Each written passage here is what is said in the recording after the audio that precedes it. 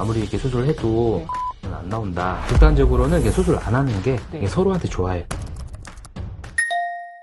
원장님은 성형외과 전문이시고 수술을 많이 하시잖아요. 우리 병원에서 동안이게 보인다, 좀 10년 어려진다 하는 수술이 있을까요? 젊으신데 상대적으로 네. 예를 들어 20대 아니면 이제 30대나 40대 초반 이게 젊으신데도 불구하고 자꾸 얼굴이 뭔가 나이 들어 보인다 아니면 아파 보인다 맞아, 피곤해 어딘가 보인다 모르게. 그런 분들 이제 공통적으로 잘 보시면은 이게 눈 밑에 네. 그림자가 지는 다크서클이라고 맞아요. 하잖아요. 그런 경우가 있으신 다크서클도 이제 생기는 원인에 따라서 피부 색깔 자체가 착색이 돼 있으신 네. 경우가 있고 그러진 않은데 이제 지방이 좀 돌출이 되고 네. 눈물 고랑이라고 해서 이렇게 패이신 분들 그런 분들 같은 맞아, 경우에는 이제 여기 눈 밑 지방 재배치 수술 통해서 원장님 많이 하시는 거. 그렇죠. 사실은 제가 이제 원장님이 눈밑 지방제 배치 수술하는 걸 많이 봤잖아요, 케이스를.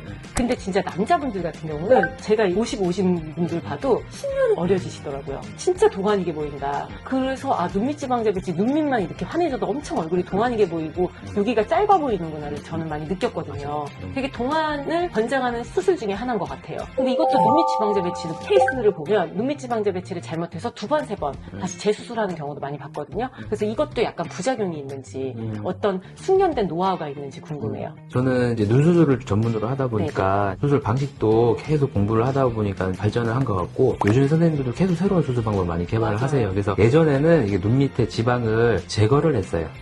눈 밑에 지방을 제거를 하고 남는 부위에다 지방 이식이나 다른 뭐 필러나 이런 걸 많이 하는 식으로 했는데 이게 눈 밑 지방 재배치 수술을 할 수 있는 적응증 네. 대상이 어떤 분들이냐면 이게 지방이 돌출되신 분이잖아요. 맞아요. 많이 이렇게 튀어나오신 분들, 아버님들. 그렇죠. 보통은 보면은 지방을 싸고 있는 경막이라는 게 있거든요. 네. 경막에 탄력이 떨어져서 이제 다 처지는 거구나. 그렇죠. 이렇게 밀려 나온 경우가 네, 많아요. 네, 네. 그 상태에서 지방을 제거만 해버리면은 이 지방은 또 나오거든요. 네. 이게 재발하는 경우도 있고. 맞아요. 그래서 재수술을 정말 많이 하는 네. 케이스를 봤거든요. 근데 원장님은 정말 거짓말이 아니라 원장님께 한 몇십 명은 소개를 시켜서 원장님께서 수술을 하셨어요. 제 지인분들이. 근데 정말 단 한 명도 컴플레인이 없었어요. 그래서 되게 치료가 좋으시구나. 운이 좋았다. 왜냐면 제가 모든 성형외과들을 저도 많이 추천을 하고 권장을 하고 성형 상담 실장을 하라는 소리를 많이 들을 정도로 성형 상담을 많이 하고 있는데 네네. 원장님이 눈밑 지방제 배치를 하시는 분들 중에 네. 그렇게 많이 제가 소개를 시켜줬지만 한 명도 컴플이 없는 거예요. 의사 입장에서 제가 한마디 드리고 싶자면은 이 수술을 했을 때 좋은 결과가 나오는 게 네. 당연하잖아요. 네. 좋은 결과를 내는 게 무조건 이게 수술에 무슨 실력이 되게 좋고 나쁜 걸 떠나 실력이 좋은 건 기본이고 외과 의사잖아요. 외과 네. 의사인데 네. 수술을 하느냐 마느냐 우리 이제 영어로 페이션트 셀렉션이라 그래요. 네. 그리고 환자분이 기대하시는 결과가 아무리 이렇게 수술을 해도 네. 생각하시는 결과는 안 나온다 그렇게 말씀을 해서 그런 분들은 이제 극단적으로는 이렇게 수술 안 하는 게 네. 이게 서로한테 좋아요. 환자분도 굉장히 나중에 이제 마음이 상하시는 일이 생길 수 있고 하기 때문에 맞아요. 그래서 원장님은 너무 또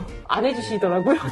저는 그것도 느꼈어요. 제가 강남이나 다른 지역이나 이렇게 많은 성형외과 원장님들을 뵙고 있어요. 근데 이제 원장님이 되게 특이했던 부분은 제가 보내는 고객님들을 많이 돌려보내시더라고요. 그래서 왜 이렇게 물어보면 아니 그냥 나는 아직까지 필요가 없대. 나는 아직까지 이건 안 해도 된대. 근데 저는 거기서 좀 약간 새로웠어요. 보통 이제 원장님들이 요즘 안 그러신 원장님들이 많고 얼마 전에 이제 저희 이사님이 얼굴 리프팅을 하러 갔는데 30대예요. 제가 볼 때도 아직 거상을 할 정도는 아니에요. 근데 거상을 권장하고 그런 의사 선생님들도 요즘 많으시거든요. 예를 들어서 이제 어떤 분이 지방이 이만큼 나왔어. 네. 그분은 이제 수술을 하면 이렇게 팽팽해질 걸로 이제 기대를 하고 오신단 말이에요. 근데 맞아요. 사실은 제가 보면은 아무리 수술 방법이 많이 좋아지고 해도 기본적인 한계가 있어요. 중요한 거는 환자분께서 수술을 하고 나서 최종 결과에 대해서 어느 정도 결과가 예상이 되는지 이제 의사가 이제 확실히 얘기를 해주고 먼저. 그래서 만약에 환자분이 기대치가 많이 높으시다 그러면은 실제 예상되는 결과를 설명해드리면서 기대치를 좀 낮추는 것도 굉장히 중요하고 맞아요. 원장님 말씀 한마디가 되게 중요한 게 저도 이제 원장님께 시술을 받으러 왔을 때 아무리 상담 실장 선생님들이나 코디 선생님들이나 저한테 어떤 말을 해줘도 그래도 원장님 말 한마디가 엄청 중요하더라고요. 그렇죠. 환자 입장에서는 성형도 마찬가지인 것 같아요. 저 같은 경우는 성형외과나 피부과는 병원이라고 생각해요. 그리고 에스테틱이나 체형 관리나 이런 데는 한의원이라고 생각해요. 그래서 병원에 가서 큰 수술을 받고 시술을 받고 보약식으로 계속 보충해주면서 한약을 먹고 저는 그렇거든요. 뷰티 쪽으로 가도 똑같아요. 원장님께 시술이나 수술을 받고 저는 꼭 이런 사후 관리들은 에스테틱에서 하거든요.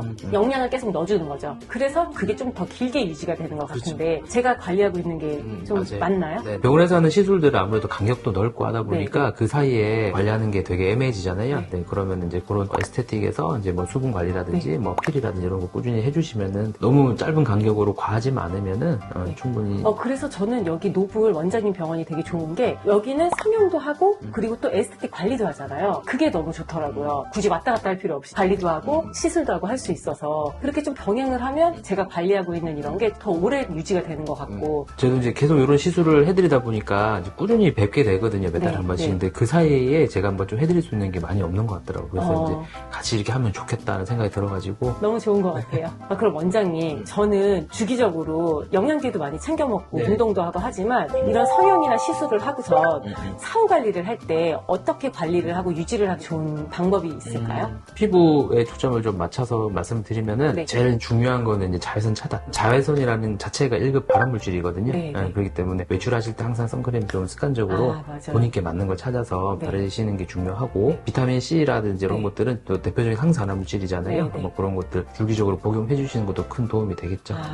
원장님이 그냥 돌려보내시는 부분에 대해서는 그게 정말 시술이 필요 없어서 돌려보내시는 건지 그것도 되게 좀 궁금해요. 환자분은 이제 아무래도 의사보다 잘 알지 못하시잖아요. 네네네. 근데 예를 들어서 자기가 받게 되는 시술이든 수술이든 수술이라고 하면 우리 보통 성형수술 얼굴이잖아요. 얼굴에 칼을 대는 건데 이게 어떤 식으로 진행이 되고 어떤 이렇게 회복 과정을 거치고 어떤 부작용이 생기는지 본인이 알고 선택을 해야 되잖아요. 그래서 저는 이제 그 환자 권리라 생각을 하거든요. 그래서 이제 그런 거 다 설명을 드리고 요즘 그런 게 있어요. 상안검 같은 거 어머니도 보면 눈 많이 이렇게 처짐이 있어가지고 오시는데 되게 간단한 수술로 알고 오시는 분들이 저 되게 어려운 수술이라고 들었어요. 그래서 저는 수술은 어느 정도 걸리고 회복 기간은 어느 정도 걸리고 멍이나 붓기가 이 정도 간다 하시면은 아 이게 의외로 생각보다 이게 보통 수술이 아니구나 이렇게 생각을 하세요. 그래도 이제 하시면 이런 면에서 도움이 되실 수도 있는데 이런 회복 기간이나 부작용이나 이런 거는 좀 충분히 이해하시고 선택하셔야 된다. 특히 안면 거상 같은 거 있잖아요. 그렇게 하면 이제 본인께서 아 그렇게 큰 줄 몰랐다 하고 좀 생각해 보시겠다 이렇게 해서 다른 시술이나 아니면은 좀 더 시간을 가지고 생각을 해보고 오겠다 해서 오시는 분도 있고 되게 안전을 추구하는 원장님이십니다. 일단은 원칙이 그거고